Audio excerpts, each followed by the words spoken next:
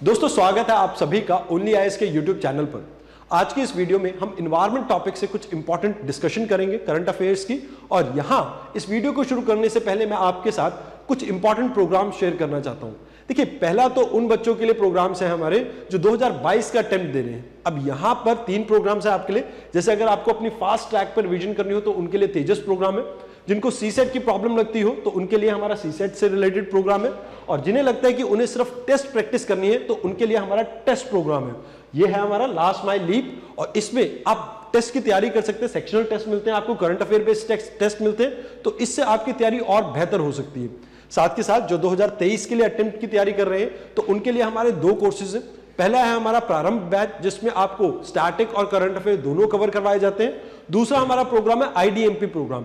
जिन्होंने थोड़ी बहुत तैयारी कर लिया और अब उन्हें लगता है कि मुझे टेस्ट अटेम्प्ट करने चाहिए तो उनके लिए ये आईडीएमपी प्रोग्राम है जहां पर आपको प्री और मेंस दोनों तरह के क्वेश्चन मिलते हैं। अब यहां आज की वीडियो शुरू करने से पहले मैं आपको बता दूं, आज की वीडियो का इंपॉर्टेंट टॉपिक है आपका इंडियन वाइल्ड लाइफ कंजर्वेशन। अब यहां पर हम देखेंगे कि इंडिया ने किस तरह से कंजर्वेशन के लिए वर्क किया है वाइल्ड लाइफ की। तो आइए शुरुआत करते हैं आज की वीडियो की। और खासकर हमारा फोकस रहेगा उन टॉपिक्स के ऊपर जो आपके आने वाले प्रीलिम्स के लिए इंपॉर्टेंट हो सकते हैं। देखिए, यूपीएससी इस टॉपिक से अमूमन एक क्वेश्चन हर साल पूछता है, जिसकी वजह से ये टॉपिक काफी इंपॉर्टेंट हो जाता है। यहां पे आपके 10-20 ऐसे टॉपिक होंगे जिनमें से एक क्वेश्चन आपके बनने की प्रोबेबिलिटी है। तो कोशिश करना कि इस वीडियो को एटलीस्ट 1 से 2 बार रिवाइज कर लेना, जिससे अगर कोई क्वेश्चन आता है इस टॉपिक में से तो आप उसका आंसर अच्छे से कर सकें। आइए अब जानते हैं इंडिया में वाइल्ड लाइफ कंजर्वेशन के लिए हम किस तरह के एफर्ट्स कर रहे हैं। अब यहां पे आपका पहला आर्टिकल है management effectiveness evaluation of protected area. अब सभी को पता होगा कि प्रोटेक्टेड एरिया क्या होते हैं। जैसे आपके नेशनल पार्क हो गए, बायोस्फीयर रिजर्व हो गए या वाइल्ड लाइफ सेंचुरीज होगी, ये आते हैं आपके प्रोटेक्टेड एरियाज में। तो यहां पे फोकस है आपके नेशनल पार्क के ऊपर और वाइल्ड लाइफ सेंचुरीज के ऊपर। इसमें लगभग 146 आपके नेशनल पार्क और वाइल्ड लाइफ सेंचुरीज कवर किए गए हैं मिनिस्ट्री ऑफ एनवायरनमेंट द्वारा। अब यहां पे हम किस चीज की इफेक्टिवनेस देखने चाहते हैं। देखिए, आप सभी जानते होंगे कि जब हम किसी नेशनल पार्क को बनाते हैं तो कुछ डिजाइन या प्लानिंग की होगी, तो उससे रिलेटेड किस तरह के यहां पे परफॉर्मेंस है इसे देखा जाता है कि यहां पर एप्रोप्रिएट और एडुकेट मैनेजमेंट सिस्टम है, उस चीज के ऊपर फोकस रखा जाता है। और साथ के साथ जिस ऑब्जेक्टिव से इन नेशनल पार्क को या वाइल्ड लाइफ सेंचुरी को डिजाइन किया गया था, क्या ये उस ऑब्जेक्टिव को फुलफिल कर पा रहे हैं, इसके ऊपर फोकस किया गया है। तो मतलब इन 3 एरिया के ऊपर फोकस किया गया है, जहां पर हर नेशनल पार्क को 4 कैटेगरीज में आप सेग्रीगेट कर सकते थे। पहली है आपकी वेरी गुड क्वालिटी। यहां पे लगभग वो आपके नेशनल पार्क आते हैं जो 75% से ऊपर स्कोर करेंगे इस असेसमेंट में। दूसरा आता है आपका गुड क्वालिटी, जहां पे आपके 60 से लेके 74% तक असेसमेंट रेट आ सकता है। तीसरी है आपकी फेयर क्वालिटी। यहां पे 41% से लेके 59% तक के जो असेसमेंट रेट हासिल करते हैं वो एरियाज आ जाते हैं। और लास्ट आ जाता है आपका पुअर एरिया, जहां पे आपको महज 40% या उससे कम स्कोर मिलता है। अब आप एक चीज को समझिए, जब हम इसकी असेसमेंट करते हैं तो ऐसा नहीं है कि इंडिया पर्सपेक्टिव से ही ये असेसमेंट हो रही है। यहां पे हम वर्ल्ड ओवर इस चीज को मेजर करने की कोशिश करें तो एक यूनिफॉर्म थीम बनाने की कोशिश कर रही है यहां पे आपकी IUCN, जिसकी फुल फॉर्म है international union for conservation of nature. इसके बारे में डिटेल में हमने स्टैटिक पार्ट में कवर किया हुआ है। और यहां पे इन्होंने बनाया है world commission on protected area framework, जो ना केवल ओवरऑल असेसमेंट करेगी इन प्रोटेक्टेड एरिया की, बल्कि इनकरेज करेगी एक बेसिक स्टैंडर्ड हो आपके सभी प्रोटेक्टेड एरियाज में। यहां पे 6 एलिमेंट्स के ऊपर फोकस किया गया है। पहला context, planning, input, processing, output and outcome. अब ये तो होगी बात आपके प्रीलिम्स पर्सपेक्टिव से। कुछ इंपॉर्टेंट फैक्ट्स हैं, वैसे तो इतने ज्यादा रेलेवेंट नहीं है, बट इन्हें आप यहां पर देख सकते हैं और पढ़ भी सकते हैं। जैसे भारत में लगभग 70% आपकी टाइगर की पॉपुलेशन मिलती है। लगभग इतनी ही आपको एशियाटिक लायन की पॉपुलेशन मिलती है। लेपर्ड्स की पॉपुलेशन ग्लोबल पॉपुलेशन का 60% इंडिया में देखने को मिलता है। एलिफेंट की बहुत भारी मात्रा में आपको जनसंख्या देखने को मिलती है। तो इस वजह से इनकी परफॉर्मेंस को मेजर करना काफी इंपॉर्टेंट हो जाता है इन प्रोटेक्टेड एरियाज की। यहां पे आपको एक चीज याद रखना है कि हमारा फोकस नेशनल पार्क और वाइल्ड लाइफ सेंचुरीज पे था। वर्ल्ड ओवर अगर हम बात करें तो ये स्कोर रहा है लगभग 56%, मतलब ग्लोबल मीन की बात करें तो लगभग 56% स्कोर किया है यहां पे। लेकिन अगर भारत स्पेसिफिक अगर हम बात करें तो यहां पर इंडिया ने स्कोर किया है 62% के आसपास। तो ये आपका बहुत बढ़िया स्कोर तो नहीं, बट फिर भी आपको ये चीज स्टेटमेंट के तौर पे पूछी जा सकती है यूपीएससी द्वारा, that India has performed in this report below the global levels. तो आपको यह पता होना चाहिए कि ग्लोबल लेवल से हमने अच्छा परफॉर्म किया। हालांकि इंडिया के जो नॉर्थ ईस्टर्न पार्ट है उसने यहां पर बहुत ही अच्छा परफॉर्म किया, लगभग 66.12% के आसपास। वेयर एज जो आपका नॉर्दर्न पार्ट है, क्योंकि यहां पे इतने ज्यादा आपको फॉरेस्ट देखने को नहीं मिलते, पंजाब में तो आपको शायद एक भी नेशनल पार्क देखने को नहीं मिलता है, हरियाणा में फिर भी एक दो हैं। तो इस एरिया ने आपके बहुत ज्यादा अच्छा परफॉर्म नहीं किया। जो आपकी तीर्थन वाइल्ड लाइफ सेंचुरी है और ग्रेट हिमालय नेशनल पार्क है, इन्होंने सबसे उम्दा परफॉर्म किया है। और टर्टल वाइल्ड लाइफ सेंचुरी जो उत्तर प्रदेश में देखने को मिलती है आपको, इसने सबसे भद्दा या बुरा परफॉर्म किया है। तो इसके बारे में आपको इतना ही जानना जरूरी था। यहां पर आपको सेंचुरीज, नेशनल पार्क और कंजर्वेशन रिजर्व और प्रोटेक्टेड एरिया या कम्युनिटी रिजर्व के बारे में डिफरेंस दे रखा है। मैं आपको महज 2-3 लाइनों में इन्हें समझाने की कोशिश करता हूं। देखिए, अगर बात की जाए सेंचुरीज की, तो यहां पे आपके ह्यूमन इंटरवेंशन काफी हद तक अलाउड होता है। आपके इतना स्ट्रॉन्ग एरिया नहीं है जितना नेशनल पार्क, क्योंकि नेशनल पार्क में किसी भी कम्युनिटी को फॉरेस्ट के अंदर किसी भी तरह का अधिकार नहीं है। मतलब यहां पे बहुत सी रिस्ट्रिक्शन लगी होती है। किसी भी तरह के एनिमल्स को आप यहां पे चरा नहीं सकते हैं, घुमा नहीं सकते हैं, कोई यहां पर आप कैंप नहीं लगा सकते। तो इन चीजों के ऊपर प्रोहिबिशन होती है नेशनल पार्क में, वेयर एज सेंचुरीज में इस तरह की प्रोहिबिशन आपको देखने को नहीं मिलती है। साथ के साथ कंजर्वेशन रिजर्व की बात की जाए तो यहां पे ये डिक्लेयर करती है आपकी स्टेट गवर्नमेंट और ओन करती है इसे गवर्नमेंट। ये पर्टिकुलरली आपके नेशनल पार्क और सेंचुरीज के आसपास का एरिया है और इनके प्रोटेक्शन इसलिए इंपॉर्टेंट होती है या कंजर्वेशन, बिकॉज ये एक तरह का बफर का काम करती है आपके नेशनल पार्क के इर्द गिर्द।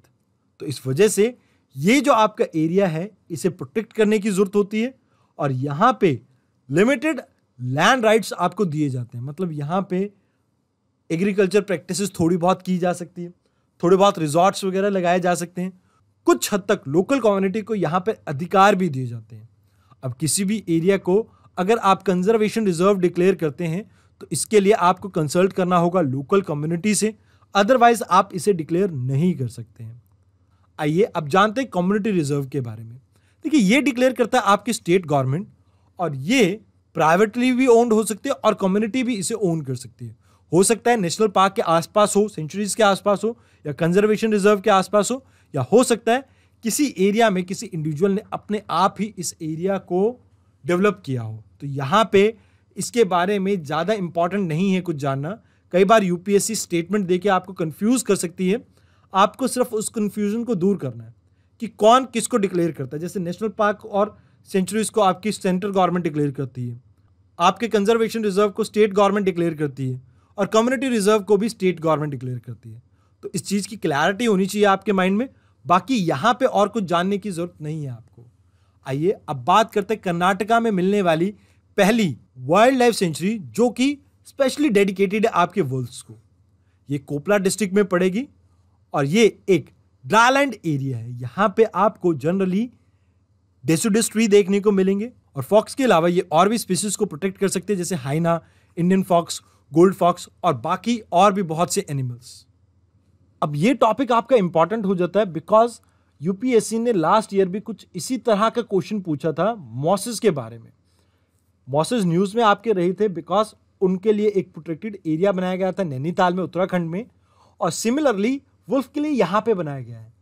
अब हो सकता है कि यूपीएससी आपको वुल्फ के बारे में कुछ पूछ ले या उससे रिलेटेड कोई और इंफॉर्मेशन पूछ ले, तो इसके बारे में थोड़ा सा आप रिसर्च करके ध्यान रखना। आइए अब बात करते हैं एलिफेंट कॉरिडोर्स के बारे में। देखिए मान लीजिए ये एक एलिफेंट प्रोटेक्टेड एरिया है, ये दूसरा एलिफेंट प्रोटेक्टेड एरिया है। इन एरियाज के बीच में इन एलिफेंट्स को ट्रेवल करने के लिए कुछ कॉरिडोर्स बनाए जाते हैं, कुछ रास्ते बनाए जाते हैं, और इन्हीं को कहा जाता है एलिफेंट कॉरिडोर्स। इनमें से एक है आपका नीलगिरी में मिलने वाला नीलगिरी एलिफेंट कॉरिडोर। ये एक नैरो स्ट्रिप ऑफ लैंड है जो कनेक्ट कर रही है दो लार्जर हैबिटेट को, जैसा कि मैंने आपको इमेज में दिखाया भी है। अगर बात की जाए नीलगिरी एलिफेंट कॉरिडोर की, तो ये पड़ता है आपका सिंगूर प्लेट्यू वाले एरिया में, जो कि इकोलॉजिकली काफ़ी फर्जाइल है, क्योंकि यहाँ पे आपका वेस्टर्न घाट और ईस्टर्न घाट भी मिलता है। तो इस वजह से यहाँ पे बायोडाइवर्सिटी बहुत ज़्यादा देखने को मिलती है, बट मौसम की मार यानी क्लाइमेट चेंज की मार भी यहाँ पे बहुत ज़्यादा है, तो इस वजह से ये काफ़ी फर्जाइल एरिया हो जाता है। इसके अलावा यहाँ पे आपको मोयार रिवर देखने को मिलती है, जो काफ़ी इंपॉर्टेंट है आपके लिए, आपको पता होना चाहिए। कई बार एलिफेंट्स खाने की खोज में इस प्लेट्यू को क्रॉस कर जाते हैं, जिसकी वजह से कई बार ह्यूमन एनिमल कॉन्फ्लिक्ट भी आपको देखने को मिलता है। अब अगर बात की जाए इस मोयार रिवर की और नीलगिरी बायोस्फीयर रिजर्व की, तो आपको पता होना चाहिए कि ये कुछ इस एरिया में लोकेटेड है, कुछ यहाँ पे आपकी 3 स्टेट्स देखने को मिलती है।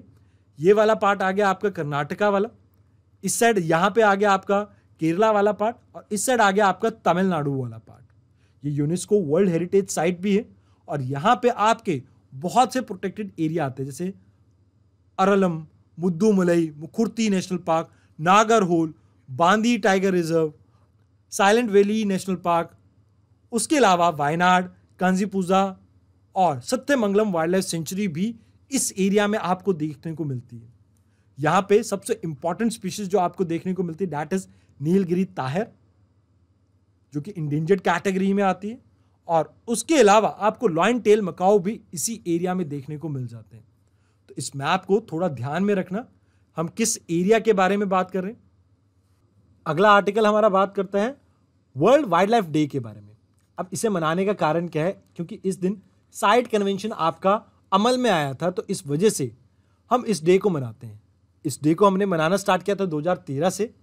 साथ के साथ आपको याद रखना है कि इसकी इस बार की थीम थी forest and livelihood, sustaining people and planet. ये जो आपका साइट कन्वेंशन है, इसके बारे में हम बहुत बारी बात कर चुके हैं। ये आपके वॉशिंगटन कन्वेंशन के नाम से भी जाना जाता है, और यहाँ पे हम इंटरनेशनल ट्रेड कैसे करें वाइल्ड एनिमल और प्लांट में, ताकि इससे किसी तरह का खतरा ना हो किसी स्पीशीज के सर्वाइवल पे, तो इसके ऊपर फोकस किया जाता है। ये लीगली बाइंडिंग है। इस कन्वेंशन के बारे में आपको इतना ही पता होना चाहिए था। बाकी इसके 3 अपेंडिक्सेस हैं, जिसके बारे में मैं पहले भी आपको बता चुका हूं, तो इसके बारे में और ज़्यादा डिटेल में नहीं जाऊंगा मैं। अगला आर्टिकल हमारा डील करता है डॉल्फिन सेंसस से। पहली चीज़ तो ये याद रखनी है, मिनिस्ट्री ऑफ एनवायरनमेंट ने इसे नहीं कंडक्ट किया है, इसे कंडक्ट किया है उड़ीसा स्टेट फॉरेस्ट डिपार्टमेंट ने। यहाँ पे 3 आपकी डॉल्फिन्स के ऊपर फोकस किया गया है। सॉल्ट वाटर में मिलती है जो आपको Irrawaddy dolphin, bottlenose dolphin, humpback dolphin, तो इन तीनों के ऊपर फोकस किया गया है, और यह पाया गया है कि इस साल इनकी जनसंख्या में उछाल देखने को मिला है, इंक्रीमेंट देखने को मिला है। थोड़ा थोड़ा इन तीनों डॉल्फिन्स के बारे में जान लेते हैं। पहला इरावदी डॉल्फिन, ये आपको ब्रैकिश वाटर में देखने को मिलती है, और ये साउथ और साउथ ईस्ट एशिया में आपको देखने को मिलती है, ईस्ट्रीज वाले एरिया में। अब आपको याद रखना है कि ब्रैकिश वाटर क्या होता है। अब देखिए, अगर आपको ब्रैकिश वाटर के बारे में कुछ डाउट हो तो मैं आपको बता दूं यहाँ पे कि जो ब्रैकिश वाटर है उसमें जो सॉल्ट कंटेंट होता है वो 5 पीपीटी से ज़्यादा होता है, पार्ट पर 1000 से, और 35 पीपीटी से कम होता है। 35 पीपीटी से ज़्यादा होगा तो वो सॉल्टी वाटर हो गया, आपका सलाइन वाटर, और 5 से कम हो गया तो वो फ्रेश वाटर होगा। तो इस चीज़ के बारे में थोड़ा आप ध्यान रखना। ये जो इरावदी डॉल्फिन है आपको बे ऑफ बंगाल से लेके न्यू गुइना तक देखने को मिलती है, और फिलीपीन वाले एरिया में भी काफ़ी प्रोमिनेंट है। ये डॉल्फिन आपकी 3 मेजर रिवर्स में रहती है। एक तो इरावदी जो कि आपका म्यांमार वाला एरिया है, दूसरा है आपका महाकम, तीसरा आपका मकोंग। तो इन तीनों एरिया में आपको ये डॉल्फिन देखने को मिल सकती है। इसका आईयूसीएन स्टेटस है इंडेंजर्ड कैटेगरी। इसके अलावा इसके बारे में और कुछ आपको जानने की जरूरत नहीं है। हम्पबैक डॉल्फिन जो है, आपको मान लीजिए ये एक तरफ आपका इंडिया वाला पार्ट आ गया, एक तरफ आपका अफ्रीका वाला पार्ट आ गया, और ये ऑस्ट्रेलिया वाला पार्ट। तो यहां पे इस एरिया में आपको ये हम्पबैक डॉल्फिन देखने को मिल जाती है। इसकी कई अलग अलग स्पीशीज हैं आपकी, जैसे 4 अलग अलग वैरायटीज है। इंडो पैसिफिक हम्पबैक डॉल्फिन जो कि वनरेबल कैटेगरी में आती है, उसके अलावा इंडियन ओशन हम्पबैक डॉल्फिन जो कि इंडेंजर्ड कैटेगरी में आती है। तो इनके बारे में ज़्यादा डिटेल में जाने की जरूरत नहीं है आपको, बट आपको पता होना चाहिए कि इसकी अलग अलग वैरायटी होती है। और इंडियन ओशन हम्पबैक डॉल्फिन जो है आपकी, वो इंडेंजर्ड कैटेगरी में आती है। अगर अब बात की जाए बॉटल नोज डॉल्फिन की, तो यहां पे इसकी भी अलग अलग आपको स्पीशीज देखने को मिलती है। तो इसके बारे में भी ज्यादा डिटेल में नहीं जाना है आपको बस ये याद रखना है कि ओशियानिक डॉल्फिन की फैमिली से बिलोंग करती है और वार्म और टेम्परेट एरिया में ये देखने को मिलती है। मतलब आपके लगभग 45 डिग्री नॉर्थ से लेके 45 डिग्री साउथ तक, क्योंकि इसके बीच में आपका जो पानी है वो वार्म रहता है। इसके अबव जो आप जाते हैं जिन एरिया में, वहां पे आपको पानी रिलेटिवली कोल्ड मिलता है।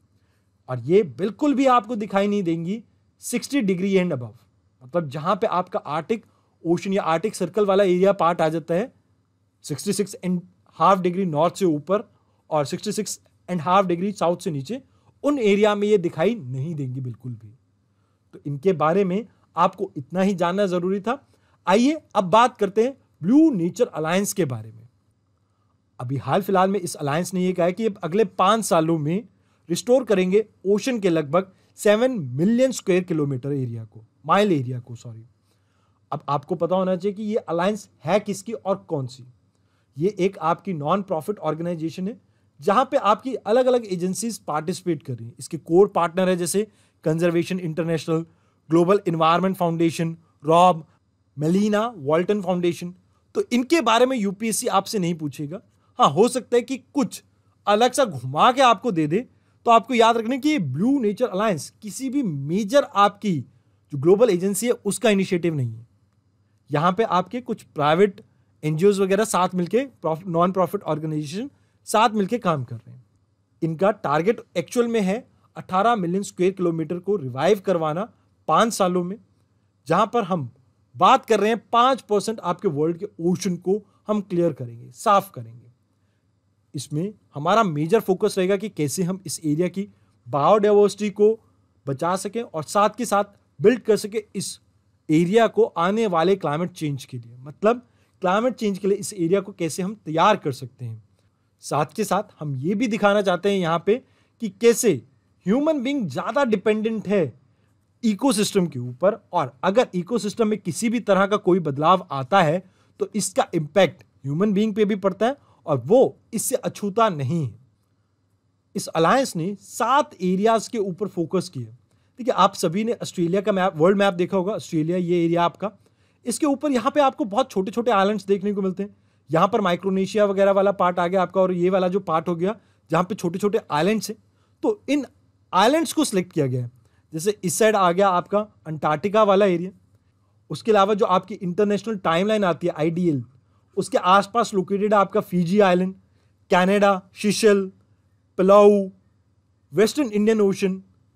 इस तरह की 7 लोकेशन के ऊपर यहां पे फोकस किया गया है। इनको मैप के ऊपर लोकेट कर लेना। यूपीएससी हो सकता है आपसे मैप वर्क में यहां पे नॉर्थ टू साउथ इन्हें अरेंज करने को कह दे या ईस्ट टू वेस्ट अरेंज करने को कह दे। तो इस तरह की लोकेशंस जो न्यूज में रहती है काफी इंपॉर्टेंट होती है आपके लिए। आइए थोड़ा सा जान लेते हैं कंजर्वेशन इंटरनेशनल के बारे में भी। और ये आपकी नॉन प्रॉफिट इन्वायरमेंटल ऑर्गेनाइजेशन है। इसका मेजर ऑब्जेक्टिव तो ये है कि ये नेचर के बेनिफिट को उजागर कर सके ह्यूमन बींग्स के लिए। ये एक नॉन प्रॉफिट इन्वायरमेंटल ऑर्गेनाइजेशन है जो 1987 में बनी थी। इसका मेजर काम ये है ह्यूमैनिटी के ऊपर किस तरह से नेचर का इंपैक्ट पड़ता है, उस चीज को दर्शाती है ये। इसका हेडक्वार्टर है वर्जीनिया, USA में। आइए अब बात करते हैं वर्ल्ड अर्थ डे के बारे में। इस बारे की जिसकी थीम थी रिस्टोर आवर अर्थ, जहां पे हम फोकस कर रहे हैं कुछ ऐसी इमर्जिंग टेक्नोलॉजी के ऊपर जिससे हम वर्ल्ड के इकोसिस्टम को रिस्टोर कर सकें। यह मनाया जाता है 22 अप्रैल के दिन, और इस दिन हम लोगों में अवेयरनेस जनरेट करते हैं एनवायरनमेंट के प्रति। उसके अलावा यहाँ पे और कुछ ज़्यादा इंपॉर्टेंट नहीं है, थोड़ा बहुत आप रीड कर सकते हैं। साथ के साथ यहाँ पे कुछ और आपके डेज मेंशन किए गए हैं, बट यूपीएससी अमूमन इन डेज के बारे में क्वेश्चन नहीं पूछता है। स्टेट सर्विसेज बेशक पूछ ले। आइए अब जानते हैं ब्लू फ्लैग बीचेस के बारे में। देखिए, अक्सर आपने देखा होगा लोग समुद्र किनारे सैर करने जाते हैं और इन एरियाज में बहुत सा टूरिज्म पोटेंशियल भी है। तो यहां पे जिन बीचेस के पास ये ब्लू फ्लैग टैग आ जाता है, यानी ये अवार्ड आ जाता है, उन बीचेस पे टूरिज्म पोटेंशियल और ज्यादा इंप्रूव हो जाता है। बिकॉज यहां पे ये माना जाता है कि जो 33 आपकी कैटेगरीज हैं या क्राइटेरियाज हैं, जहां पे हम कहते हैं कि भैया इन बीचेस पे आपके पेट्स नहीं घूमते होंगे, यहाँ पे डिसेबल्स के लिए भी अच्छी खासी फैसिलिटीज हैं, वेस्ट डिस्पोजल की अच्छी फैसिलिटीज मिलती हैं यहाँ पे। इन सभी क्राइटेरिया को इसने फुलफिल किया, जिसकी वजह से यहाँ पे टूरिज्म काफी इंप्रूव होता है। यहाँ पे आपके एनवायरमेंटल लॉ तो काफी स्ट्रिंजेंट है ही हैं, साथ के साथ लोगों की एजुकेशन के ऊपर फोकस किया जाता है, मतलब लोगों को समझाया जाता है कि बीच एरिया क्यों इंपॉर्टेंट है। साथ के साथ सेफ्टी के ऊपर भी फोकस किया जाता है और इनकी एक्सेसिबिलिटी को और ज्यादा इंप्रूव किया जाता है। इंडिया में अभी हाल फिलहाल तक 10 ऐसे बीच हैं, जैसे शिवराजपुर यहाँ पे आपको देखने को मिल रहा है गुजरात वाले एरिया में, घोगला ये आपको दीव वाले एरिया में देखने को मिल रहा है, कासोरगढ़, पदुबिद्री जो आपको कर्नाटका वाले एरिया में देखने को मिलते हैं, ये दोनों यहाँ पे मेंशन है, कपाड़ा जो आपको केरला वाले एरिया में देखने को मिलते हैं। इस साइड आ गया आपका कोवलम बीच, ये भी केरला वाले पार्ट में, ईडन बीच पुडुचेरी का हो गया, अंडमान एंड निकोबार आइलैंड का आ गया आपका राधानगर, साथ के साथ ऋषिकोंडा आंध्र प्रदेश का, गोल्डन बीच जो कि आपका पूरी उड़ीसा में है। अब इस तरह की फैसिलिटीज को 5 और बीचेस में इंप्लीमेंट करना चाहती थी उड़ीसा गवर्नमेंट और इसके खिलाफ फिशरमैन प्रोटेस्ट कर रहे हैं। बिकॉज अगर ये इको लेवल इन्हें मिलता है तो इसके बाद यहां पर फिशिंग करनी काफी मुश्किल हो जाती है।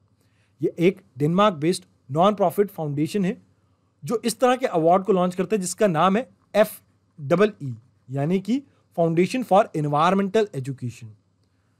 इसके अलावा इंडिया में भी कुछ इस तरह का प्रोजेक्ट रन किया गया है जिसका नाम है बीम्स। ये आपका पार्ट है integrated coastal zone management project का, जिसे लॉन्च किया गया था सीकॉम द्वारा। सीकॉम क्या है?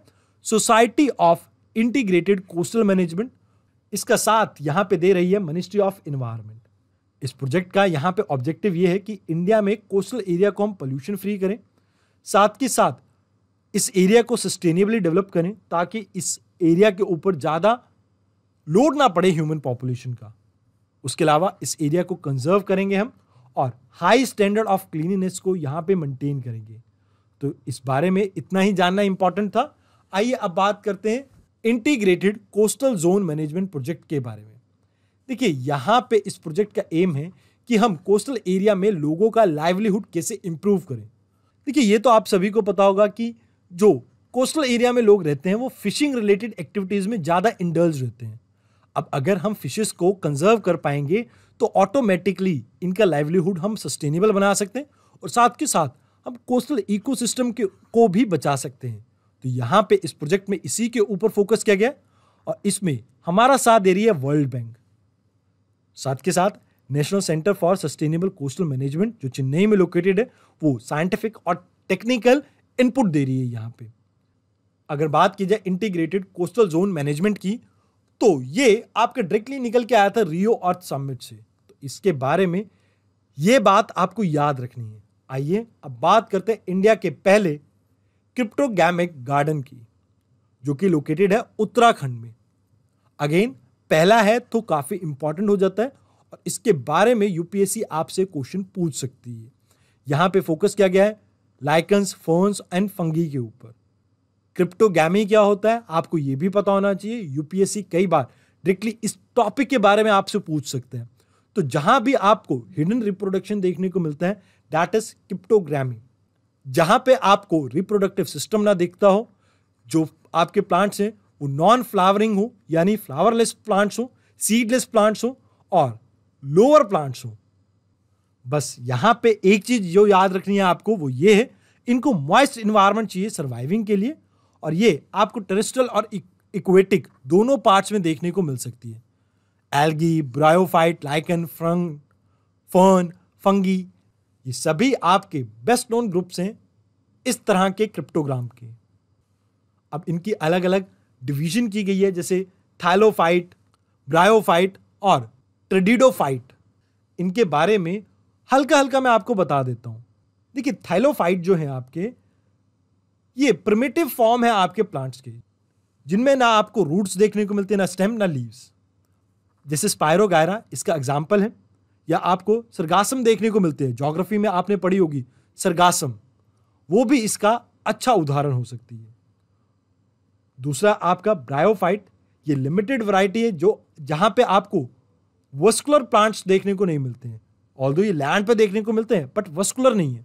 वस्कुलर मतलब इनमें जाइलम और फाइलम दोनों ही नहीं देखने को मिलती, मतलब इनमें ट्यूब्स देखने को नहीं मिलती आपको। ये एम्फीबियन है, मतलब एक तरह से आपके लैंड पे भी रह सकते हैं और पानी में भी आपको देखने को मिल सकते हैं। इनके एग्जाम्पल हैं जैसे हॉर्नवॉट्स, लीवरवॉट्स, मॉसेस, कुछ इस तरह के। लास्ट है टेरिडोफाइट, ये आपके वस्कुलर प्लांट है, यानी यहाँ पे आपको जाइलम फाइलम देखने को मिल रही है और ये आपका लार्जेस्ट ग्रुप है प्लांट्स का। इसमें आपके बहुत से प्लांट्स आ जाते हैं जैसे आम, संतरे, केले, सभी तरह के प्लांट्स। आइए अब बात करते हैं टाइगर कॉरिडोर की। अब जैसा कि आप सभी जानते हैं कि मान लीजिए ये दो टाइगर प्रोटेक्टेड एरिया हैं, इनके बीच में कोई कनेक्शन या कोई स्ट्रिप हम लैंड की ऐसी डेवलप करते हैं जहां से टाइगर एक प्रोटेक्टेड एरिया से दूसरे में ट्रेवल करते हैं, दैट इज टाइगर कॉरिडोर। अभी हाल फिलहाल में रामगढ़ टाइगर रिजर्व है जो कि आपका राजस्थान में प्रपोज किया गया है, रणथंबोर टाइगर रिजर्व जो कि आपका राजस्थान में ही है, और मुकुंदरा हिल टाइगर रिजर्व ये अगेन आपका राजस्थान में ही। इन तीनों एरिया को आपके कनेक्ट करने की कोशिश की जा रही है यहाँ पे, ताकि टाइगर्स और उनके प्रे एक प्रोटेक्टेड एरिया से दूसरे प्रोटेक्टेड एरिया में इजीली ट्रैवल कर सकें। देखिए इन तीनों का मैप यहाँ पे गलत लगाया गया है, आपको मैं एक बार दिखा देता हूँ। यहाँ पे कुछ इस तरह का एरिया है आपका रामगढ़ टाइगर रिजर्व का। अगर इसे अप्रूवल मिल जाती है तो ये चौथा आपका टाइगर रिजर्व होगा राजस्थान का। बाकी जो आपके बचे हुए टाइगर रिजर्व है मुकुंदरा और रणथंबोर, ये मैंने ऑलरेडी पहले ही कवर करे हुए हैं, तो इनके बारे में ज़्यादा डिटेल में नहीं जाएंगे, बट एक बार इनकी लोकेशन आप मैप में ज़रूर देख लेना। आइए अब बात करते हैं ड्रैगोनी फ्लाई सेंसस के बारे में। अभी इसका 4th सेंसस कंडक्ट किया गया है by World Wide Fund for Nature जो इंडिया में लोकेटेड है आपकी, और इसमें इसके साथ दिया है आपकी बॉम्बे नेचुरल हिस्ट्री सोसाइटी ने। और भी बहुत सी ऑर्गेनाइजेशन इन्वॉल्व है जैसे UNEP, आपकी जूलॉजिकल सर्वे ऑफ इंडिया। इस सेंसस का मुख्य काम यह है कि हम अवेयरनेस जनरेट कर सकें ड्रैगन फ्लाई स्पीशीज के बारे में और इनकी इंपॉर्टेंस के बारे में लोगों के बीच में। फर्स्ट सेंसस ये कंडक्ट किया गया था 2018 में, और इसके बाद ये चौथा आपका सेंसस है ऐसा। ड्रैगन फ्लाई एक आपका ऐसा इंसेक्ट है जो आपको फ्रेश वाटर हैबिटेट के आसपास देखने को मिलता है, और ये एक इंपॉर्टेंट बायो इंडिकेटर है जो कि आपके उस एरिया की हेल्थ के बारे में बताता है, क्योंकि ये फीड करता है मॉस्किटोज के ऊपर और बाकी जो आपके इंसेक्ट्स या वेक्टर्स हैं जैसे मलेरिया और डेंगू कॉज करने वाले, उनके ऊपर ये फीड करता है। अब बायो इंडिकेटर क्या होता है?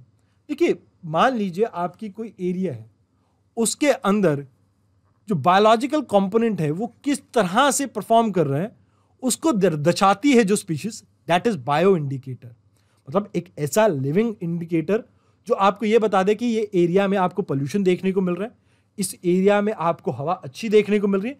इस तरह के जो भी आपके स्पीशीज होती हैं उन्हें कह देते हैं हम बायो इंडिकेटर। ये प्लांट भी हो सकते हैं, आपके प्लैंकटन भी हो सकते हैं, एनिमल भी हो सकते हैं और माइक्रोब भी हो सकते हैं।